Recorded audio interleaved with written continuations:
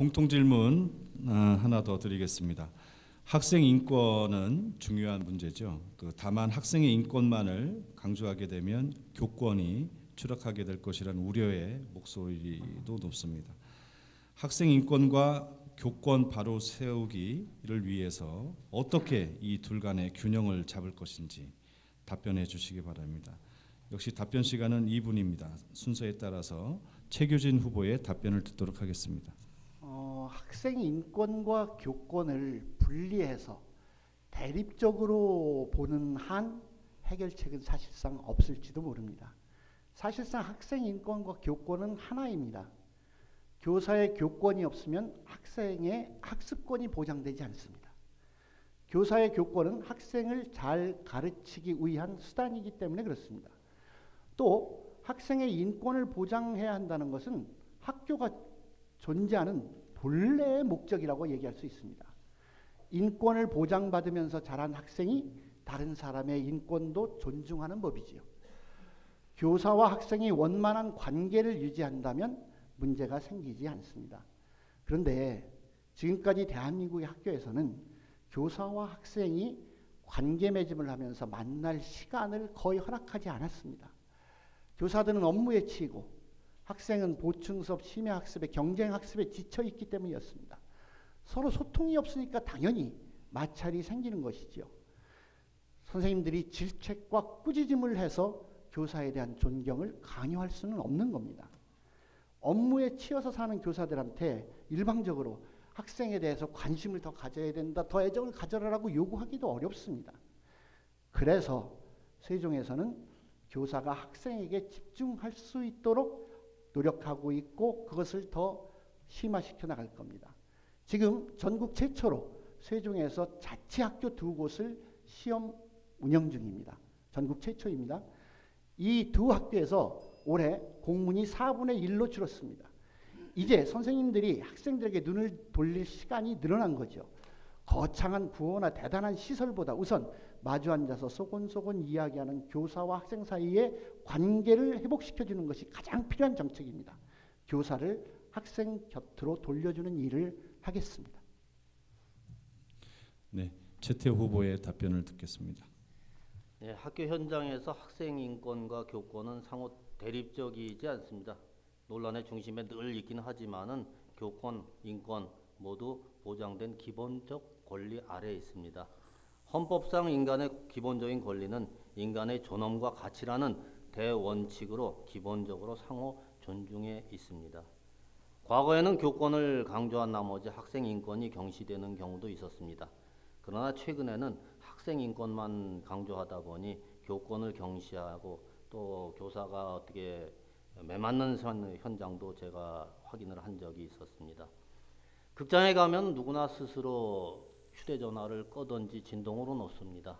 그런데 왜 교실에서는 휴대전화를 켜놓고 카카오톡을 해도 가만히 있어야 합니까? 거의 대부분의 학생들이 엎어져 자고 있죠.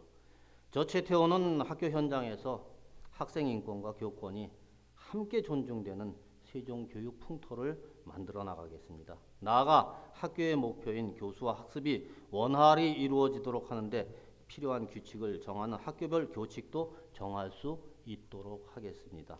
즉 교사는 학생을 존중하고 사랑하고 학생은 교사를 정말 사랑하고 존중하는 그 안에서 학교 수업이 정상적으로 이루어 나갈 수 있도록 체계를 만들어 나가겠습니다. 예를 들면 방금 말씀드린 수업 중 휴대전화 사용은 교칙으로 금할 수 있습니다. 학생 인권은 존중되지만 수업을 방해하는 행위는 제재를 가할 수 있도록 하겠습니다. 또한 제재를 가하는 경우라 하더라도 학생 인권은 반드시 존중받을 수 있도록 하겠습니다. 학생 인권과 교권이 조화를 이루면서 상생 발전할 수 있는 그러한 세종 교육을 만들겠습니다. 감사합니다. 네, 다음으로 송명석 후보의 답변을 듣도록 하겠습니다. 네. 교권과 학생의 인권 당연히 존중받아야 되고 함께 병행해야 된다고 생각합니다. 제가 방문한 핀란드의 벤치마킹 중에 교사는 변호사와 교사 의사는 동급이었고 6년제가 의무적이었고 교사의 펜에서 나오는 문장은 그 누구도 타치할 수 없는 영역이었습니다. 추상적이고 애매모호한 그런 상투적인 표현을 하시는 분들이 계신데 저는 구체적으로 교사에게 그런 법제화할 수 있는 권한과 그만한 인권을 떠나서 권위를 존중해주는 어떤 시스템, 신호등 앞에서 인간은 우리는 기본적으로 성악설이라고 저는 믿고 있는데 시스템 앞에서 신호등 앞에서 우리는 법을 지킵니다. 교사는 존중돼야 되고 학생들은 지금 학생 자치회를 법제화시켜야 되고 교사 교무회도 법제화시키고 그리고 그 시스템 속에서 움직이도록 해야 된다고 봅니다. 그래서 교사에게 이왕이면 이 자본주의를 살아가는데 페이도 다른 지구에 걸맞는 그런 페이도 더 많이 드렸으면 좋겠습니다. 그 페이가 자본주의에서 병행해서 시스템으로 갈 때 학생들이나 학부모들은 교사들을 그 권위를 자의적이 타의적이든 존중할 것이라고 믿습니다. 그럼과 동시에 학생들의 인권을 우리가 아우르고 함께 돌볼 수 있는, 그래서 균형 잡힌 교권과 인권을 함께 가는 시스템으로 가는 우리 세종교육을 만드는데 제가 앞장서겠습니다. 그래서 진정한 교육이 이루어지는 세종교육을 만들겠습니다. 기대해 주십시오. 감사합니다. 네, 시간이 다 되었습니다. 이제 마지막으로 유권자에게 소중한 한 표를 호소하는 마무리 발언 순서입니다. 시간은 2분씩 드리겠습니다. 먼저 최태호 후보께서 말씀해 주시겠습니다. 존경하는 세종시민 여러분, 그리고 교육가족 여러분, 세종시는 타 교육에 비해 정말 최고의 교육을 받을 권리가 있습니다. 도시 또한 최고의 교육 도시로 발전할 수 있도록 조성되어 있습니다. 그러므로 최고의 교육 도시를 만들어야 하는 것이 세종시 교육감의 임무이며 세종시민의 명령입니다. 우리 세종시가 지난 4년간 수능 최하위권이라는 것은 우려가 아닐 수 없습니다. 이러한 사실이 제대로 홍보되었더라면 시민들이 이 상황까지 오게 하지는 않았을 것이라고 생각합니다. 저 최태호는 투명한 교육 행정으로 시민과 소통하고 학부모와 늘 다가가서 소통하는 교육감이 되겠습니다. 세종교육의 정상화, 최태호가 4년 이내에 반드시 이루어내겠습니다. 교육감이라는 자리는 그 어떤 자리보다 높은 도덕성이 필요합니다. 따라서 세종시 교육감은 그 자질이 명백히 검증되어야 합니다. 범죄 경력 없고 올바르고 깨끗한 교육감 후보 저 최태호입니다. 학교에 미세먼지 저감 장치 설치하고 체력, 인성, 지성 모든 것을 다 합쳐서 최인지 교육으로 최인지하겠습니다. 이제는 능력과 열정이 있는 부끄럽지 않은 세종시 교육감을 선택해 주실 것을 부탁을 드립니다. 모든 분들 공약 좋습니다. 하지만 사람이 다릅니다. 올바른 사람, 최태호는 올바르게 정직하게 세종시 교육을 바로 잡아 나아갈 것입니다. 사람을 보고 선택해 주시길 바랍니다. 확실하게 바꾸겠습니다. 감사합니다. 네, 다음으로는 송명석 후보께서 말씀해 주시겠습니다.